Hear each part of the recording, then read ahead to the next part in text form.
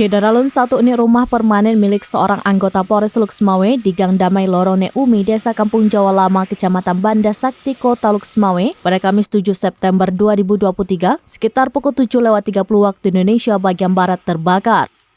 Tidak ada korban jiwa dalam insiden ini, namun hampir seluruh harta benda milik korban hangus terbakar. Kapolres Luksmawe AKBP Hengki Ismanto melalui Kasih Humas Salman Al-Farisi membenarkan adanya rumah personel polisi yang terbakar. Rumah yang terbakar adalah milik Aibtu Ilham Hidayat berusia 46 tahun yang merupakan Kanit Provos Polsek Syamtal Lirabayu. Menurut Salman, saat itu istri korban Maya berada di teras depan rumah yakni sedang menjemur kain.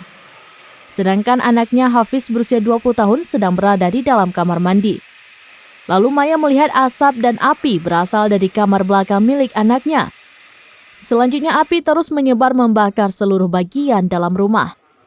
Tidak lama kemudian 4 unit mobil pemadam kebakaran tiba di lokasi. Sekitar pukul 8.30 waktu Indonesia bagian Barat, api berhasil dipadamkan. Kerugian material lebih kurang 200 juta rupiah. Sementara itu penyebab kebakaran diperkirakan akibat korsleting listrik.